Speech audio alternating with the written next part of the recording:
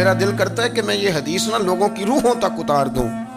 حضور فرماتے ہیں میں نے جس کے سامنے دین پیش کیا اس نے دلیل مانگی، وہ بھی کوئی اپنا ہے جو اپنوں سے دلیلیں مانگے، وضاحتیں مانگے، یہ کیسے تھا تو وہ کیسے تھا تو یہ چیز کدھر سے آئی تو وہ کدھر گئی۔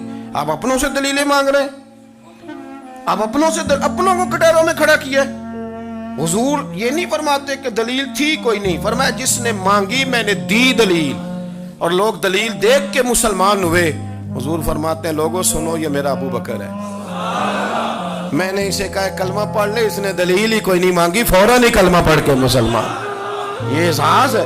یہاں تو تھک گئے لوگ اپنوں کو دلیلیں دیتے، وہ جی ویسے کیسے تھا تو ایک بندہ یہ کہہ رہا تھا تو دوسرا، کہنے دے جو دنیا کہتی ہے، تو اپنی بات کر، تو بتا تو کیا کہتا ہے، اپنی رائے بیان کر، تیرا نظریہ کیا ہے، تیرا ذوق کیا، تو چھوڑ لوگ کیا کہتے ہیں، اپنی بات کر۔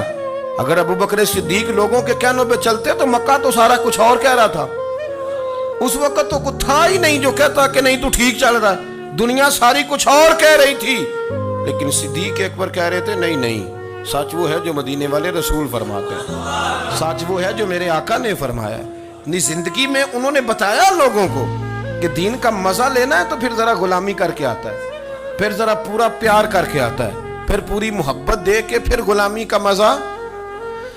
حضرت اسماء بنت ابی بکر صدیق فرماتی ہیں کہ نبی پاک صلی اللہ تعالی علیہ وسلم نا حرم شریف میں داخل ہوئے، ایام مکہ میں، مکے کے دن تھے، حضور حرم مکہ میں داخل ہوئے، کافروں نے، ابو جہل نے پہلے سے سازش کی ہوئی تھی۔ جیسے ہی حضور اندر داخل ہوئے تو شور کرنے لگا، کہنے لگا یہ تمہارے بتوں کو برا کہتے ہیں اور تمہیں شرم نہیں آتی، یہ تمہارے معبودوں کو گالی دیتے ہیں، معاذ اللہ یہ برا کہتے ہیں، میں خیال نہیں آتا۔ لوگوں کو اشتعال دینے لگا، لوگ مختلف جگہوں سے اکٹھے ہو کے حضور کے گرد جمع ہو گئے۔ آپ نے کہا ہے کہ بت جھوٹے، حضور فرمانے لگے کہا ہے۔ آپ نے کہا ہے کہ یہ کچھ نہیں کر سکتے، فرمایا کہا ہے۔ آپ نے کہا ہے یہ کوئی نفع نقصان نہیں دیتے، حضور فرمانے لگے کہا ہے۔ رسول کائنات صلی اللہ علیہ وسلم سے جو سوال پوچھا حضور نے بیان کیا، چاروں جانب سے وہ نبی کریم پر ٹوٹ پڑے، معاذ اللہ، مارنے لگے۔ حضرت صدیق اکبر گھر میں بیٹھے کھانا کھا رہے تھے، کسی نے کہا ابو بکر وہ تو حرم میں حضور کو مار رہے ہیں، نہ سر پہ ٹوپی نہ پیروں میں جوتا۔ ابو بکر دوڑے، سر پٹ دوڑے، بھاگے۔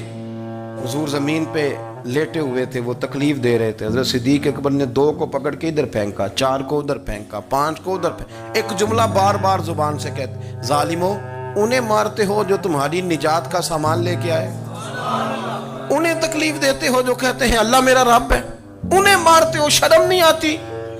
اب انہوں نے حضور کو چھوڑ کے تو جناب صدیق اکبر کو مارنا شروع کیا۔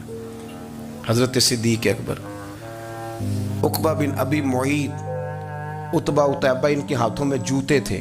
آج کل جوتے وہ نہیں ہوتے جو اس زمانے میں تھے، جوتا ہوتا تھا لکڑی کا، کھڑاؤں کہتے تھے، وہ جوتے پکڑ لیے اور جناب صدیق اکبر کے سر پہ مارنے شروع کیے۔ سر پہ جوتے لگ رہے ہیں، لگتے جا رہے ہیں، خون بہتا جا رہا ہے۔ حضرت صدیق اکبر نے بازو کھولے ہوئے بے ہوش ہو کے گرے۔ حضرت اسماء کہتی ہیں میرے والد کو لوگ گھر لائے تو سر بھی سارا لہو سے بھرا ہوا تھا، چہرہ بھی سارا لہو سے بھرا ہوا تھا۔ عشق تے اگ دوویں ایک برابر، عشق تے اگ دوویں، عشق تے اگ دوویں ایک برابر، پر عشق دا سیک ودھیرا، اگ تے ساڑے ککھ تے کانے، عشق ساڑے تن میرا، اگ دا دارو می تے پانی، کوئی دسے ہاں پلا عشق دا دارو کیڑا، سجنا اتھے کچھ نہیں بچتا جتھے عشق ہوراں دا ڈیرا۔ حضرت صدیق اکبر کو گھر لائے تو لہو لہان ہے سارا وجود، خون بہ رہا۔